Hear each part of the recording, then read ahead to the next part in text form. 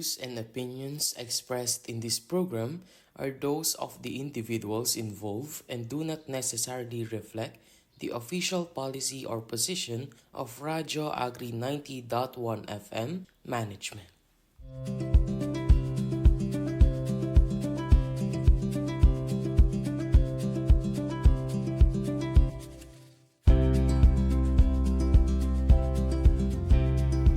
Ayan, so isang magandang araw po sa lahat ng ating mga kapalay at mga karadyo agri. Ayan, so isang panibagong episode na naman po at kwentuhan ang inyo pong matutunghayan at mapakikinggan dito po sa ating programang Palay Bida sa Radyo Agri. Syempre dito lamang po yan sa Radyo Agri 90.1 FM, Filmek, kasaganaan para sa bayan. So, bago po tayo magsimula sa isang panibagong kwentuhan po natin ngayong araw, batiin po muna natin syempre ang ating mga kasama dito po sa Filmek, starting off with our Director for Dr. Jericio Alvindia, gayon din po sa ating Deputy Director Sir Joel Vidator, sa lahat po ng mga Division Chiefs po natin, lalo-lalo na po sa ating Applied Communication Division Chief Sir Elijah Z. Davalos, sa lahat din po ng ating mga section heads, sa lahat ng mga kasamahan po natin, at sa mga maaaring nakabiyahe na rin po sa mga oras na ito. Ayan, magandang araw po sa inyo, sa ating po mga guards on duty, sa ating po mga utility personnel at sa buong Filmek community. Isang magandang araw po sa ating lahat. At syempre gayon din po, batiin din po natin ang ating mga kapalit, mga karadyo agri na nakikinig po sa kanilang mga radyo via our 90.1 FM na frequency channel, sa mga nakatutok na po sa Facebook page ng Radyo Agri, at gayon din po sa mga naka-tune in at nakikinig, nanonood po sa official Facebook page ng DA PhilRice. Ayan, magandang araw po. At syempre, speaking of PhilRice, babatiin na rin po natin ang ating mga karadyo, agri at kapalay mula sa Philippine Rice Research Institute sa pangunguna po ng kanilang Executive Director, Dr. John De Leon, at gayon din po sa kanilang Development Communication Head, Dr. Hazel Antonio, at sa lahat po ng staff sa buong PhilRice community. Ayan, magandang araw po sa bawat isa.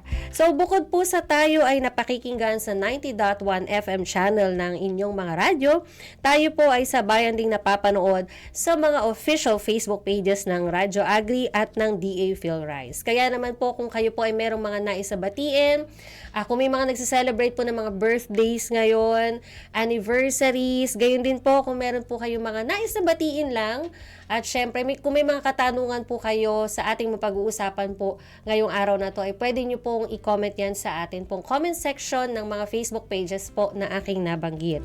Maaari rin po kayo magpadala ng inyong mga mensahe, katanungan, suggestions, at gayon din po mga pagbati sa ating Radyo Agri text hotline 0962-119-7445. At gayon din po ay naka-open din po as always ang PhilRice text hotline 0917-111-7423. So kung kayo po ay may mga questions din, suggestions at ilan pang mga impormasyon na nais pong malaman tungkol sa Philippine Rice Research Institute, ulitin ko po yung kanilang text line 0917-111-7423.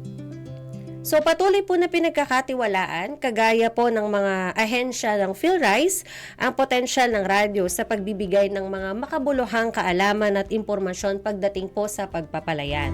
Lumabas nga po sa isang report ng National Telecommunications Commission o ng NTC na sa 1,000 active radio stations po sa buong bansa, 300 po, 300 po sa mga ito ay engaged pagdating po sa mga iba't ibang mga agricultural program. Sa loob naman po ng 10 taon ay patuloy po ang partnership at engagement ng PhilRice sa mga radio stations gaya po ng Radio Agri 90.1 FM upang makapaghatid ng mga kaalaman sa atin pong mga minamahal na mga magsasaka. Ang mga engagements po na ito ay tinawag ng Palay Bida, kung saan isa po ang ating himpilan, ang Radio Agri, sa katuwang pagdating po sa pagbibigay ng mga bago at relevant information sa atin pong mga kapalay at mga karadyo agri. Kaya po sa mga nakatutok din po nating mga minamahal na mga farmers, ang ating ang backbone ng ating economy. Ayan, magandang araw po. At sana po ay meron po kayong mapulot na mga bagong information tungkol po sa ating mapag-uusapan na makakatulong po sa inyong pagtatanim at para po sa mas masaganang ani. So para po sa atin pong topic ngayong araw po na ito mga kapare at mga karadyo agri, napansin niyo po ba na paborito pong lantakan ng mga tinatawag po natin na mga mababait o mga daga ang atin pong palayan? Tahimik lamang po ang mga ito pero hindi po natin alam kinakain na pala nila ang mga puno at bunga po ng ating mga palay. Ayan. So madami sila, mabilis po silang dumami at sila po ay mahusay ring magtago kaya naman po hindi po natin sila agad nahuhuli. At kaya naman po syempre kung hindi po natin maagapan sa una pa lamang po, syempre ang tendency po niyan ay mauubos po ang bunga ng ating mga pananim. At syempre ayaw na ayaw po yan ng ating mga kapalay at mga karadyo agri na mga farmers. Kaya naman po, ngayong araw, pag-uusapan po natin ang ilan sa mga tips kung papaano po ba natin makokontrol ang mga ito pagdating po sa palayan. At sa punto pong ito ay meron po tayong makakasamang expert mula po sa PhilRice Central Experimental Station. Kasama po natin via Zoom si Kapalay Leonardo V. Marquez mula po sa PhilRice. So magandang araw po Kapalay Sir Leonardo Marquez. Welcome po sa ating programang Palay Bida sa Radyo Agri at bago po tayo magsimula sa ating kwentuhan, bumati po muna kayo sa ating mga tagapakinig at mga taga-subaybay po ng ating programa.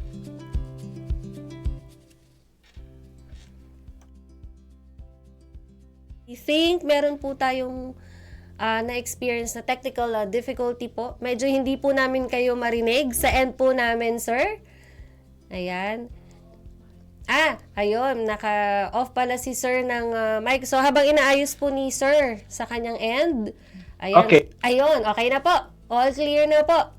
Magandang araw po ulit, Kapalay Leonardo Marquez mula po sa PhilRice. Ayun, nawala ulit. So, Ayan po. Ayan, okay na po ulit. Ayan, okay. Magandang hapon po, Ma'am Badet, at maraming salamat po sa pagkakataon na ito. At maraming salamat din po sa lahat ng ating mga tagapakinig, lalo na po yung ating mga rice farmers. Yes po. Na handang makinig ngayong hapon para po matutunan natin ang mga pamamaraan sa pamamahala po ng mga dagang butik. Ayan. So, syempre po, ayaw na ayaw po ng ating mga kapalay at mga karadyo agri yan. Kaya po, napakaganda po na mapag-usapan po natin ito. At least ay mabigyan po sila ng mga tips at mga paalala. Paano po ba nila makokontrol ang mga daga sa kanila pong mga palayan. So, ito na po, simulan na po natin yung ating kwentuhan. So, kapalay, Sir Leonardo, gaano po ba kalawak ang maaari pong maging pinsala ng mga daga pagdating po sa ating mga palayan?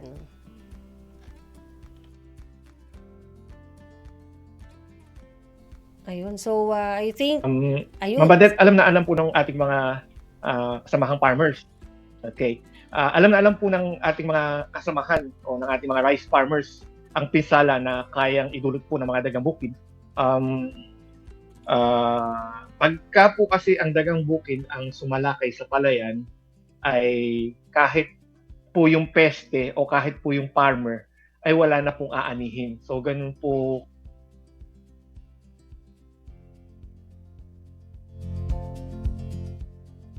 So, I think ay nagkakaroon po ng internet connection problem ang ating guest ngayon po araw na ito. Ayan, so habang hinihintay po natin sa end po, ay po. Ayan, hello sir. Hello. Ayan, opo. Medyo nawawala po kayo sa napuputol po, ano? Opo. Kaya lumipat po tayo sa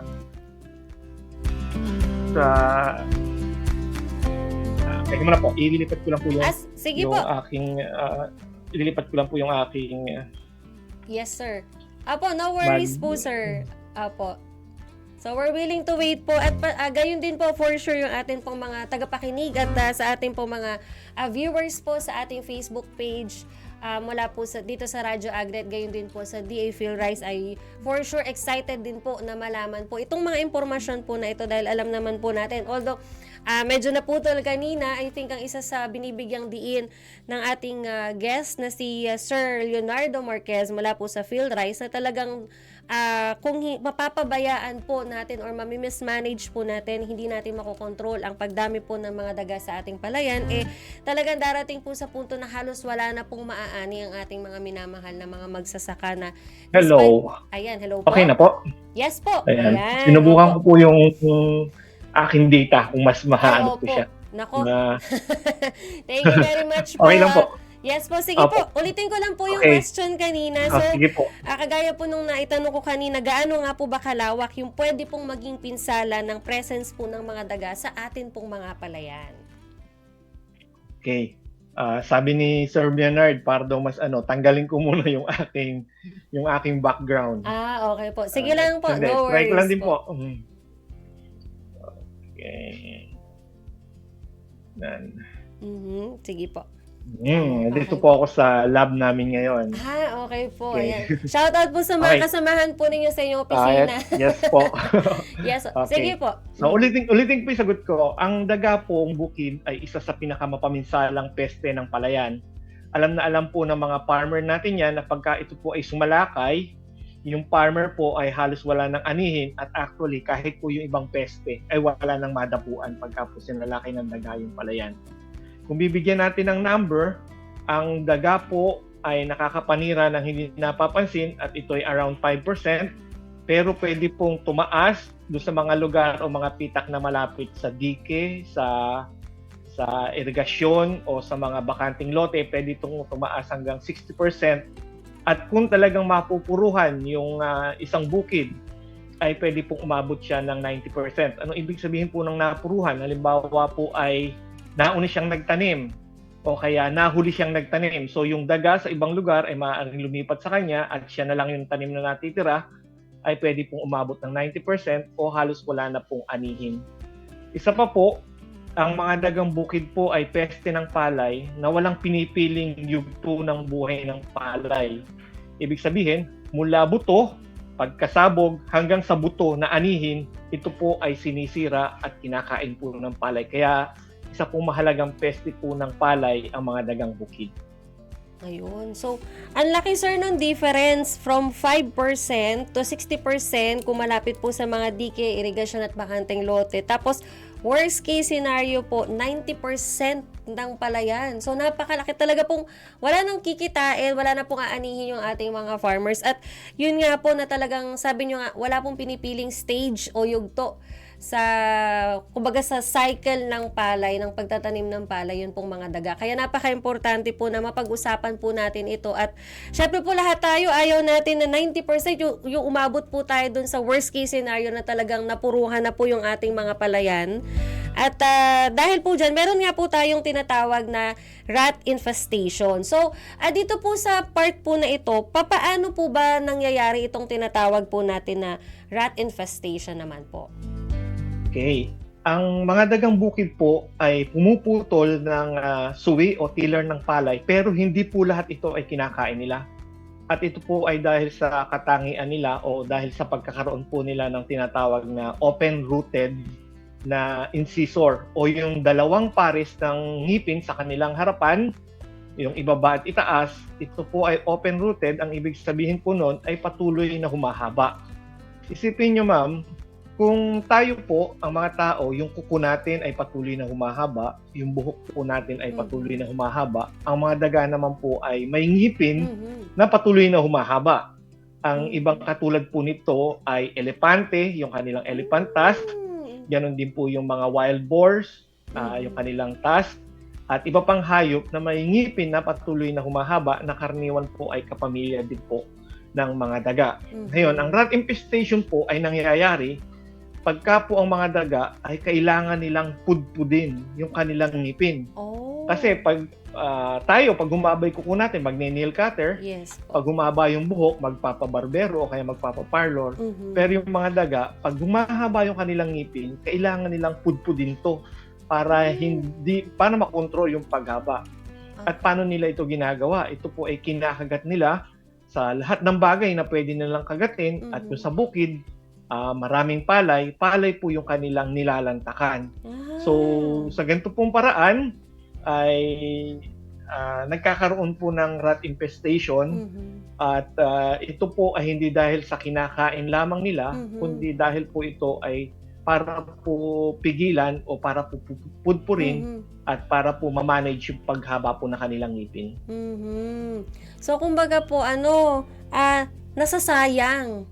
Dahil nga po syempre kahit po hindi nila kainin yun, pero hindi na po mapapakinabangan ng ating mga kapalay at karadyo agri. Yun pong naiwan po mula po sa kanilang mga itinanim na mga palay. Ayan. So, yun po yung counterpart ng mga daga na kung tayo, nagde-nail cutter, nagpapagupit, sila po ay may ganung pong proseso din po pala. So, actually interesting po ito, pero syempre bad news po ito sa atin pong mga kapalay at mga karadyo agri na mga farmers. Ayan. So, kanina nga po, nabanggit nyo din po kanina nung sa ating question number 1 na mabilis pong dumami ito pong mga daga at talagang yun nga po, if left uncontrolled, darating sa point na 90% po ay totally wala pong matitira sa ating mga pananim para po sa ating mga karadyo agri at mga kapalay. So, gaano nga po ba kabilis naman dumarami po yung mga daga?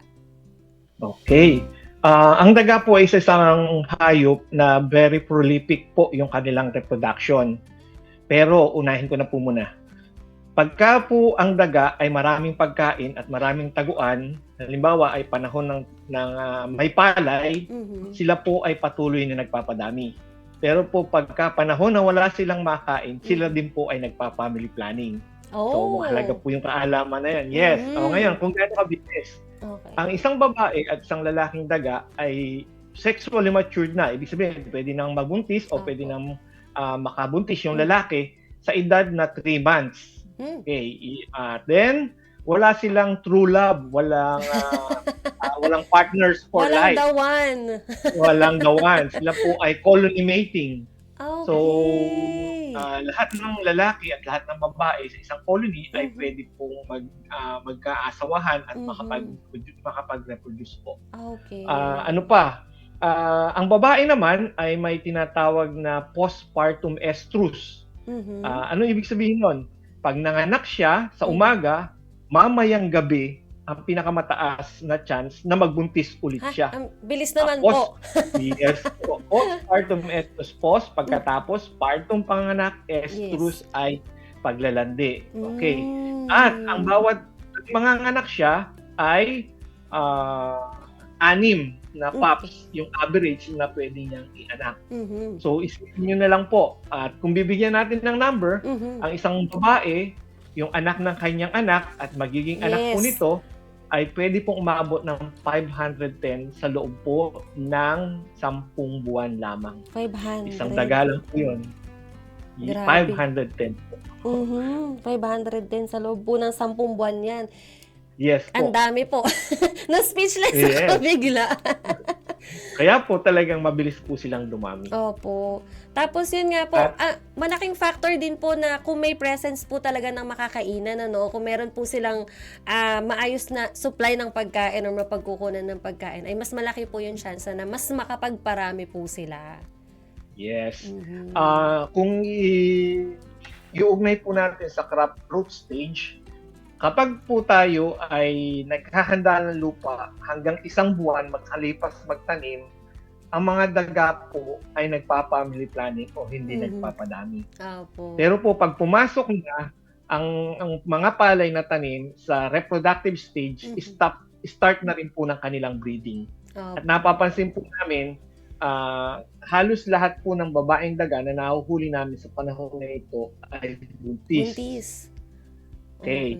Opo. Pagka naman tayo, ang ating palay ay nag-i-start na tayong mag-harvest, mas pinaiitin pa nila yung kanilang pagpaparami dahil nga sa kanilang na postpartum estrus. Opo. Lahat naman po ng babae na mahuli namin during this time ay kung hindi po buntis, ay nagpapasuso o buntis habang nagpapasuso.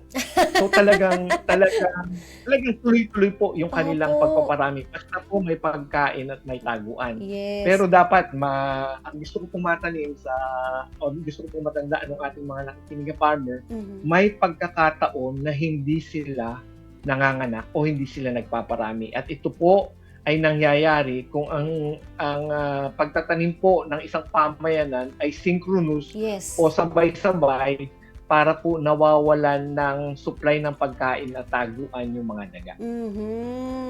Yun. So, yun po yung isang pwedeng strategy ng ating mga community of farmers. Kumbaga, sabay-sabay po sila para at least, kumbaga wala pong halimbawa pag naubos dun sa aking palayan, wala na akong nakapag-harvest and everything. Hindi po siya lilipat dun sa iba kasi nga po sabay-sabay po yung Yes naging po. cycle at Sabay. proseso. Ayun. So, yun mga ka-Radyo Agri at Tama mga po. kapalay.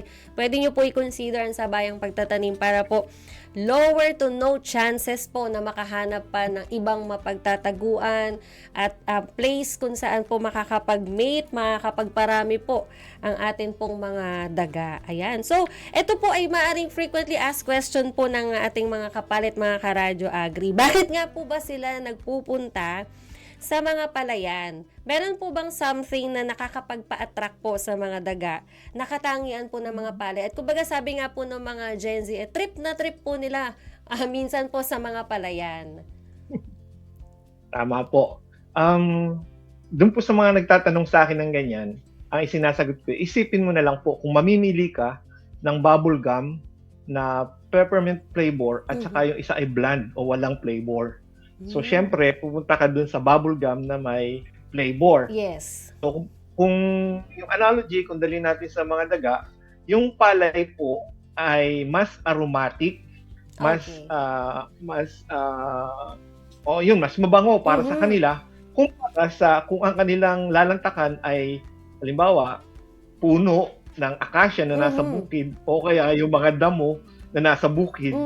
So, mas pinipili nila yung palay. Okay po. Actually, may isa pong pag-aaral na mayroon pong hormones yung palay na kapag po ito ay umabot na sa reproductive stage, ay nagiging hudyat din po talaga ng breeding stage na rin po ng mga daga. So, meron po talagang Yes. katangian ng palay na mas nagugustuhan po ng mga daga kaysa po sa ibang pwede nilang lantakan o Yes. pwede nilang pagtripan sa bukid.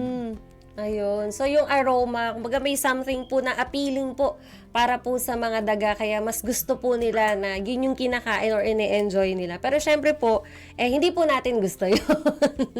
Di po ba? Tama Ayan. Lalo-lalo na po yung mga kapalay at mga karadyo agri po natin ng mga farmers na nakikinig at nakatutok po sa atin ngayong mga oras na ito. Yan. So, ilan pa lang po yan mga karadyo agri at mga kapalay sa mga impormasyon po natin tungkol po sa pagkontrol ng mga daga sa atin pong mga palayan. So, at this point po, ayan, habang hinihintay po natin yung ilang mga pagbati, mga shoutout po ng ating mga tagapakinig at mga taga-subaybay.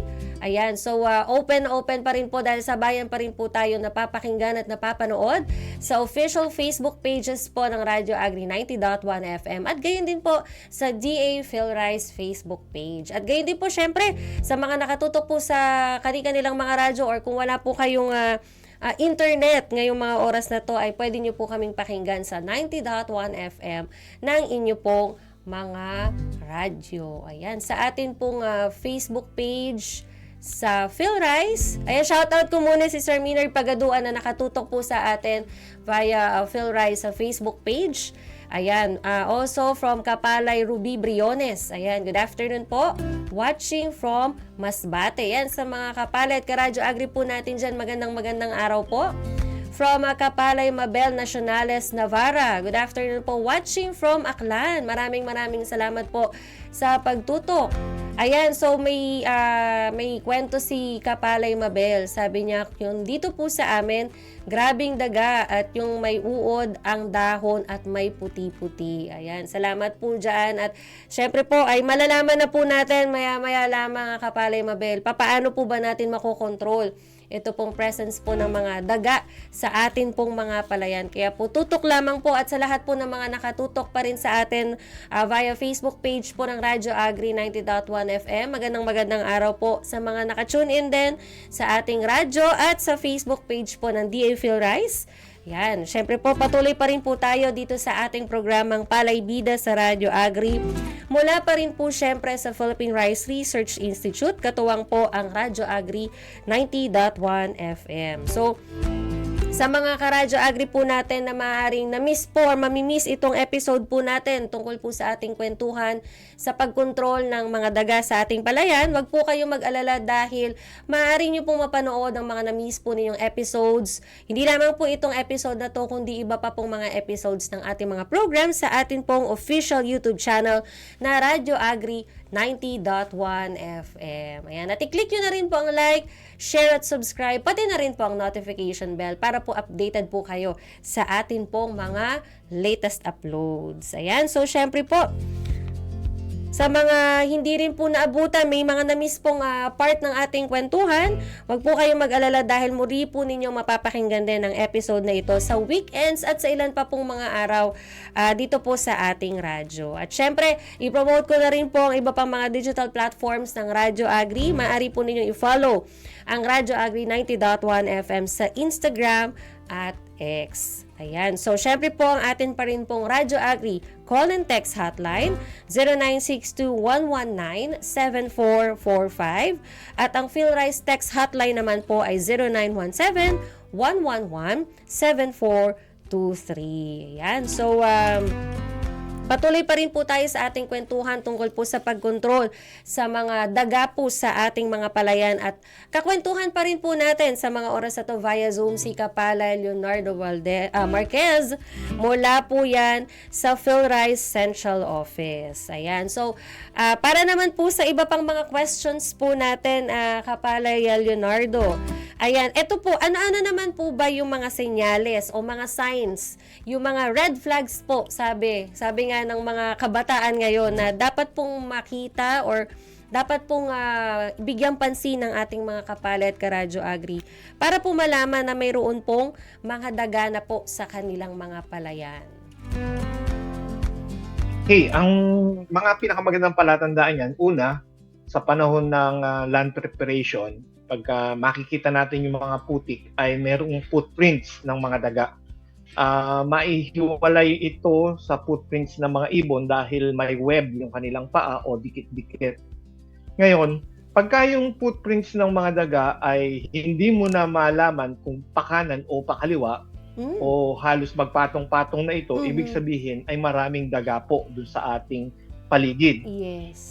And then, pangalawa, pag may mga lungga ng daga, dapat pong tandaan ng ating mga mapalay na pagka po yung daga nakatira sa isang lungga, hindi naman siya maglalakbay ng malayo, kakain sa ibang lugar at saka babalik siya doon sa lungga. Pagka po may lungga doon sa lugar ninyo, doon lang din po sa radius na iyon siya kakain o doon lang din siya maninira. Ang sa amin pong pag-aaral, pagka po lalaki yung daga, mas malayo po yung kanyang nararating na 100-meter radius doon sa kanyang lungga. At pagka babae naman ay mas malapit, nasa around 50 meters radius lang o doon lang siya nanginginain.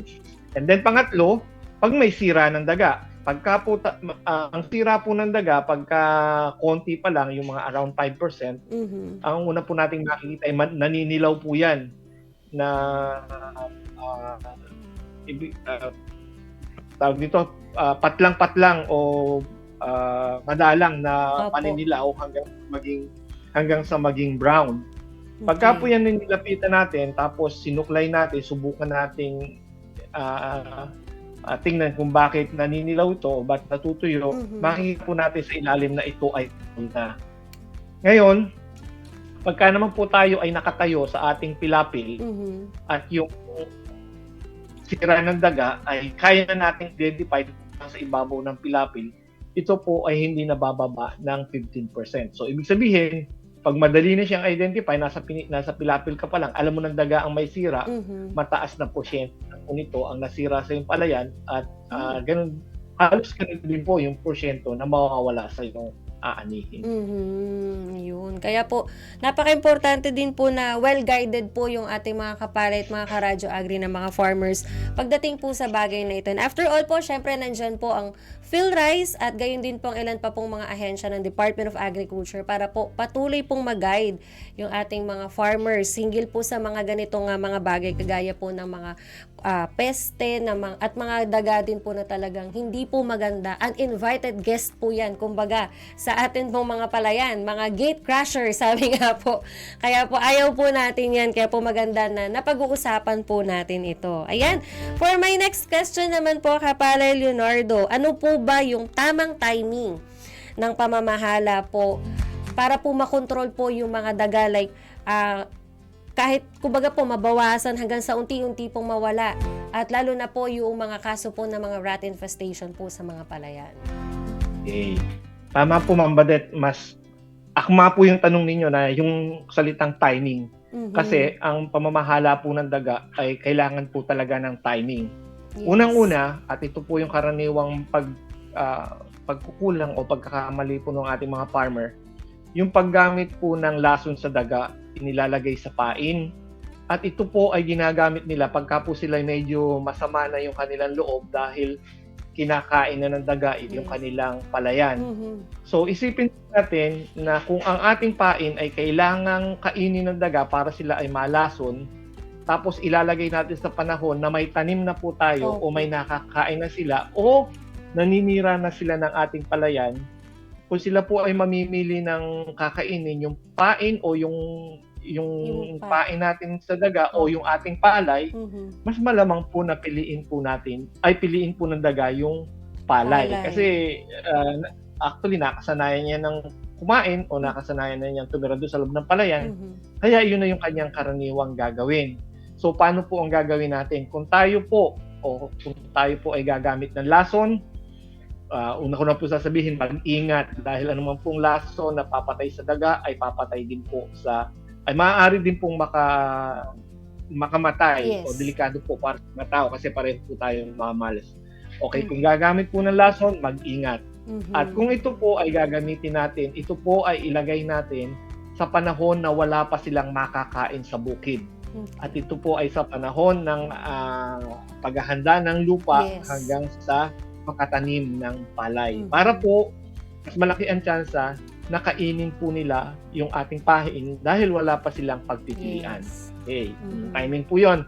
Pangalawa, sa panahon naman po ng land preparation, ay linisin po natin yung ating mga pilapil para ma-expose yung mga lungga ng daga. Okay, anong gagawin natin sa lungga ng daga? Ang karaniwan, ang ginagawa ng mga farmer, kukuha sila ng tipak ng lupa, ipapasak dun sa entrance ng lungga ng daga. Ang lungga po ng daga ay laging may entrance at meron po yung secret na exit. Ay, so, di ba po nila nare-reveal? Opo, secret kasi pagka po sila ay binubusan at sila ay nasukol, ito po ay partially hidden at doon po sila biglang lalabas sa kanilang secret na exit.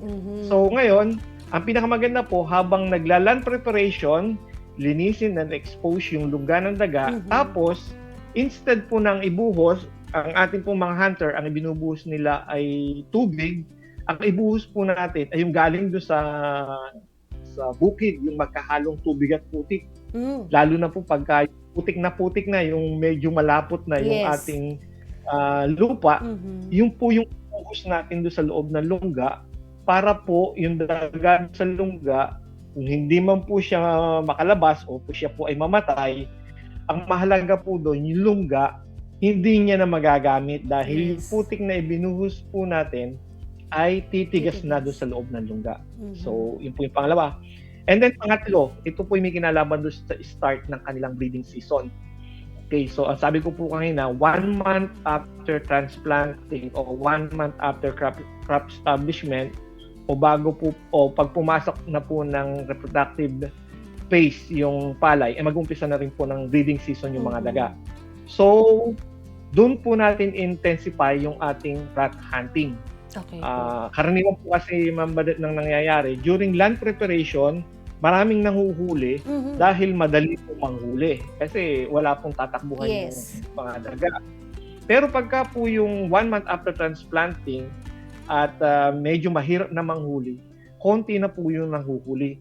Pero kung ang layon po natin ay rat management, hindi dahil lang pampulutan, mas dapat po tayo manghuli dahil ang hinuhuli po natin dito ay yung natitirang populasyon o yung nanay at tatay ng ating magiging problema hanggang sa susunod na cropping season. Okay. So, yun po yung mga timing. Una, yung timing ng paggamit ng lason. Number 2, timing ng pagmamahala ng lungga ng daga. Opo. At number 3 po, yung timing ng pagbabawas ng populasyon Yes. during the onset ng kanilang breeding season.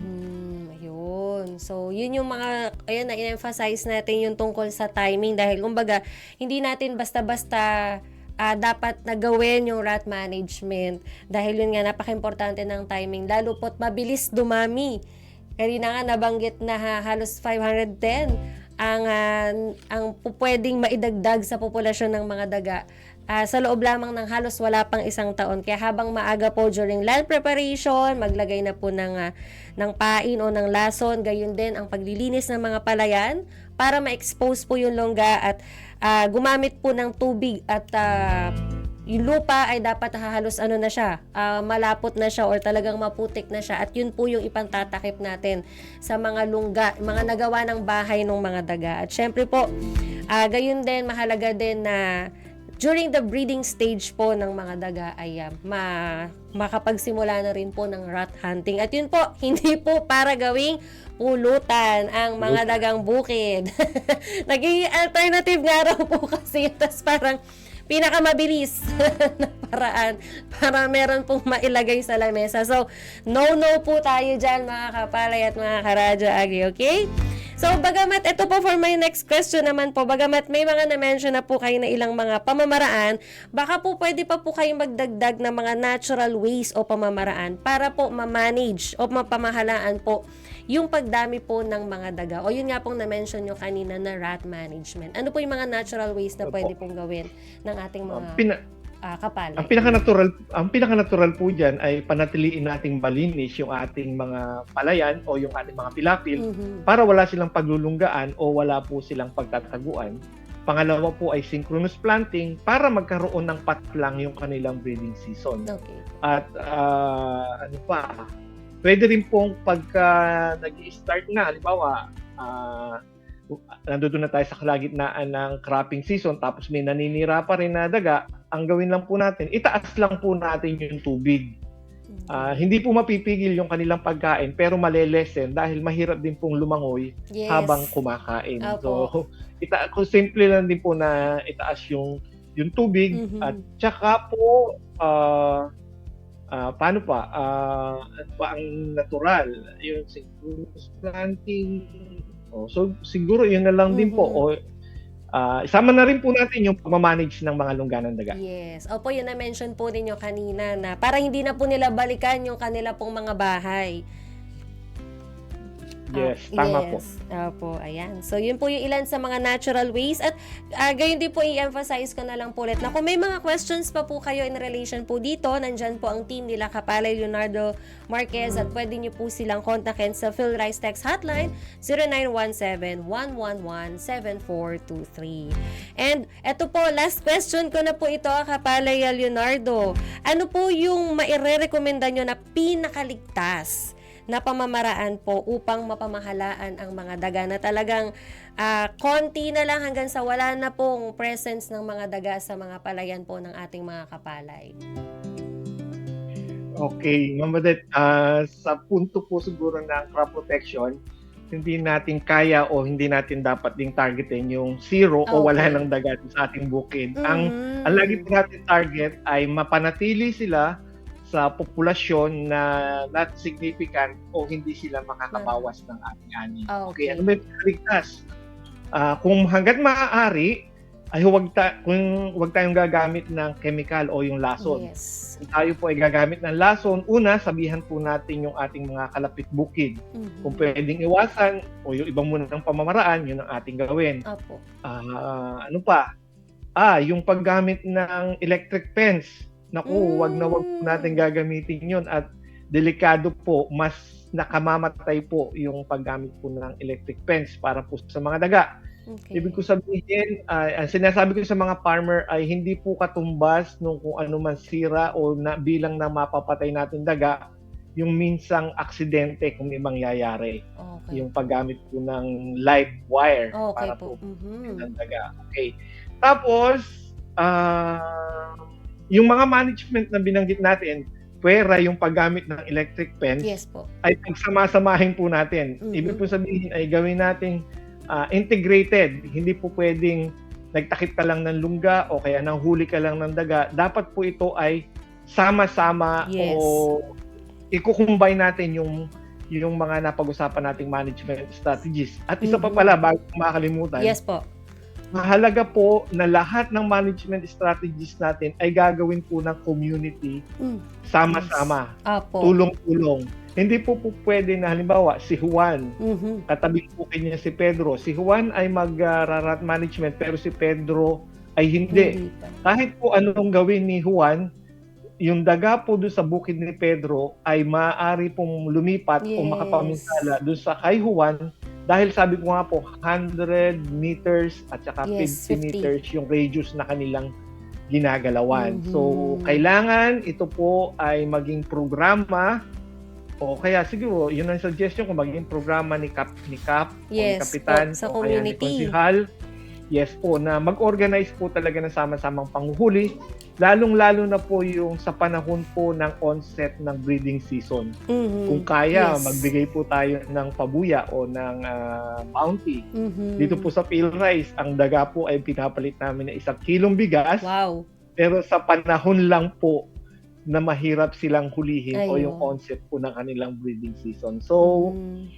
pwede naman pong mag-contribute yung mga farmer. Halimbawa, Yes itong po. season to, magbibigay ako ng isang kaban doon sa grupo para during the onset, pangpalit natin o pagbigay natin na bounty doon sa mga manghuhuli ng daga. Mhm. So, yun lang po palagay ko, at kahit isa, dalawa o tatlo na mayroon po matandaan yung ating mga Yes po. tagapakinig ng mga kapalay, ay Mhm. ito po ay mahalaga na para po sa kanilang mga management strategies ng mga dagang bukid. Yun, opo. And thank you din po, sir, for emphasizing na ang goal is hindi siya i-zero. Kumbaga, ma-lessen at well-managed po yung presence ng mga daga sa atin Yes pong po. mga palayan. Ayan. So, I think may mga pa-shoutout pa tayo, Miss Fayda, ng ating pong live stream tech. Ayan, shoutout. Ayan. So, sa atin pong Day Phil Rice Facebook page. Ayan, si Sir Frederick Saludes ay nakatutok. Ayan, watching po from Muñoz. Magandang araw po. At eto, mula po kay Kapalay Sunny Boy Tadeo, ano pong dapat gawin? Pamatay sa daga. So, I think na-mention na po ni Kapalay Leonardo kanina. But baka po meron po kayong gustong i-add po doon sa naging tanong po na yon na Kapalay Leonardo ng ating Kapalay? Okay. Palagay ko maraming iniintay yung ating mga tagapakinig ngayon Yes dahil yung time na to, lalo dito sa Nueva Ecija, ay talagang panahon dahil ito nga yung talagang malapit na silang pumasok sa breeding season o kumakapal na yung ating palay. Baka iniintay nila yung mga hack na napapanood nila sa YouTube. Yes Halimbawa, po. sprayan ng insecticide o kaya sprayan ng binabad na bawang at luya, mga tipong ganun. O kaya maglagay ng langis na may lason dun sa bukid. Yan pong mga hack na yan ay wag po natin gagawin dahil wala pong patunay na ito po ay epektibo. Ang mangyayari lang po, magdadagdag lang po tayo ng gastos, magdadagdag po tayo ng inputs o ng puhunan para po sa ating pagpapalay. Yes. Sayang naman po, subukan muna po natin yung ating mga napag-usapan ngayong hapon. Yun po ay mga natural na mga paraan naman po para po makontrol natin or magkaroon po tayo ng rat management. And i-shoutout ko na rin po na nakatutok si Kapalay Derwin Villena. May question po siya pero I think ito po ay hindi na po masasagot ng atin pong guest ngayong oras na ito. At maaaring sa ibang pagkakataon po or sa ibang programa po ma-address ito pong question po na to. But still, shoutout po sa lahat ng mga nakatutok sa atin pong Facebook page at sa Facebook page din po na DA Phil Rice. Ayan, shoutout ko na rin po si Kapalay Alan Zephyr Lorenzo Taguba. Sabi po niya ay thank you po sa kaalaman. Ayan. So, maraming salamat po sa mga tumutok sa atin at nakinig po sa ating kwentuhan. At dito po nagtatapos ang isa po nating makabuluhang talakayan sa ating programa. At bago po siguro magpaalam si Kapalay Leonardo, sir, baka po meron po kayong mga nais na mga batiin or i-shout out po na ating mga karadyo at Kapalay Agri po na nakatutok. At yung mga kasamahan po ninyo dyan ay i-shout out nyo na rin po. Malamang naghihintay po sila. Okay, palagay ko, ang isa na lang po yung masasabi ko, ako po yung magpapasalamat sa PhilMec, sa inyong Ma'am Badet at sa inyong programa sa pagbibigay po ng mga ganitong pagkakataon para po yung konti pong kaalaman ay iparating po natin sa ating mga farmers, lalong-lalo na po ngayon na medyo mahirap po ang negosyo ng pagpapalay. So ano man pong makakatipid sa kanilang pagpapalay ay makakadagdag po sa kanilang kita. Maraming salamat po. Ayan po. Maraming salamat din po Kapalay Leonardo Marquez mula po sa PhilRice Central Office sa pagbibigay po ng maraming kaalaman, not only in terms of rat management, pero ilan po sa mga impormasyon na dapat pong malaman ng ating mga kapalay tungkol po sa presence po ng mga daga, lalo na po makakatulong po ito for sure sa kanila para ma-achieve po yung rat management o yung proper rat management. Ayan. So, sa punto pong ito, bago po tayo magtungo sa ating palay tanungan question po ngayong araw, sagutin po muna natin yung naging palay tanungan po natin last week. So, yung atin pong tanong na, tama o mali, inirerekomendang gumamit ng 40 to 60 kilograms na binhi kada ektarya kung gagamit ng drum seeder? Ang sagot po dito ay tama. Ayan. So, para naman po sa ating katanungan ngayong araw na ito sa ating palay sagutan, again po, ito type lamang po ang radyo, space, ang inyo pong pangalan, space, ang inyo pong location, at ang inyong sagot. Tama o mali lamang po ang inyong isasagot at i-text po yan sa PhilRice Text Hotline 0917-111-7423. Again, it's 0917-111-7423. So po, para po sa ating palay tanungan ngayong araw na ito, tama o mali?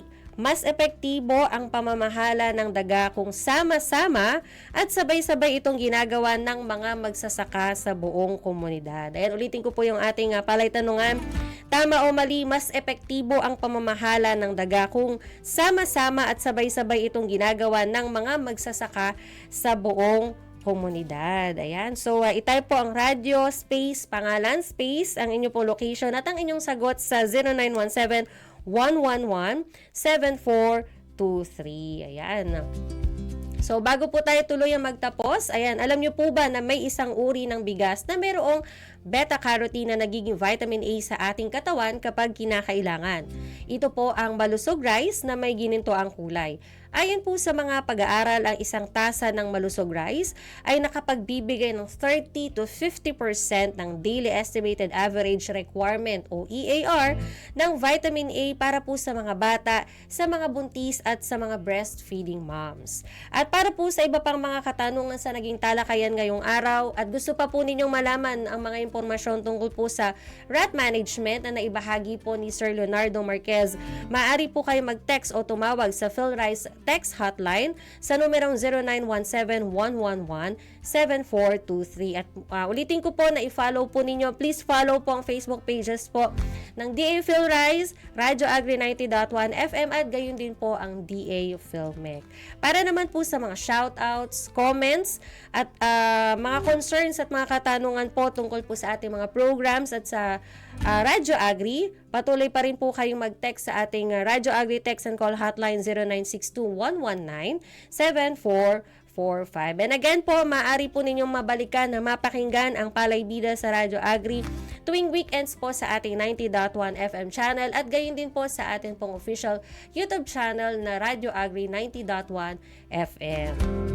At ngayon po, sa ngalan po ni Kapalay Minard Pagaduan at ng Philippine Rice Research Institute, ako po muli ang inyo nakasama, ang inyong kapalay at karadyo Agri Badef mula pa rin po dito sa Philippine Center for Post-Harvest Development and Mechanization. At dito na po nagtatapos ang isang makabuluhang episode ng ating programang Palay Bida sa Radyo Agri. Dito lamang po yan sa Radyo Agri 90.1 FM PhilMec, kasaganaan para sa bayan.